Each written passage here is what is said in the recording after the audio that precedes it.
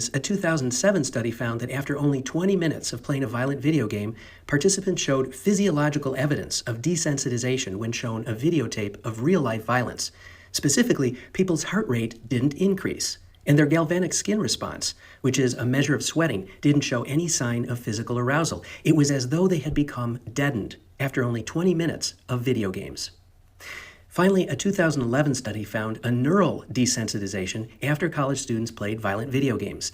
In this study, students were randomly assigned to spend 25 minutes playing either a violent video game like Grand Theft Auto or a nonviolent video game, and then they were shown violent images.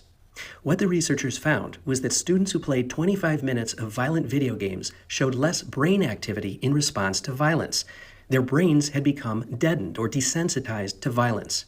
And the researchers found that the more desensitization there was, the more aggression these students later showed in another task, which makes sense. If your brain doesn't respond to violence, then hurting other people isn't a big deal. For those of you who haven't seen a violent video game, let me show you just 20 seconds of a game that's rated as teen, that is, generally suitable for ages 13 and up. In the full game, people are shot and killed, but in the segment that I'll share with you, there's just a few seconds of the characters shooting. There's no victims and there's no blood.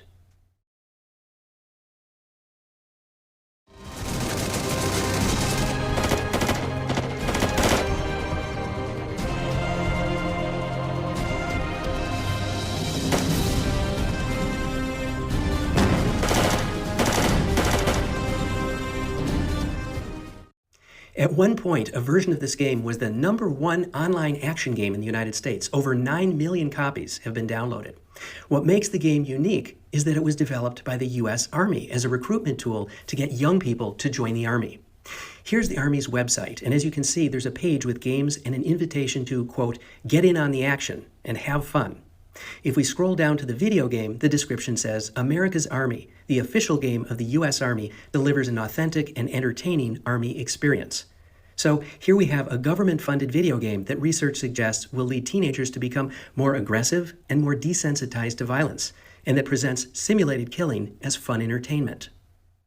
Now, why do I bring this up? It's not that the game is more extreme than other games on the market, far from it, but rather that its use as a recruitment tool shows how mainstream and accepted media violence has become, and this acceptance raises certain questions.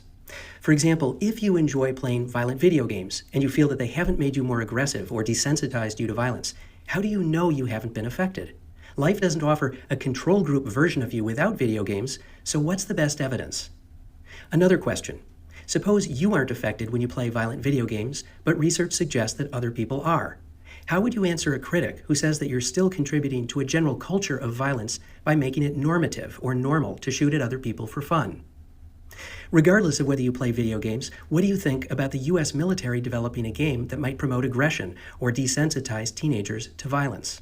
Are they just speaking the language of young people today, just as many other countries have done over the years? Or does this cross a line? And finally, what are the most effective steps you can take to reduce the effects of media violence in your life, in your family, and in society?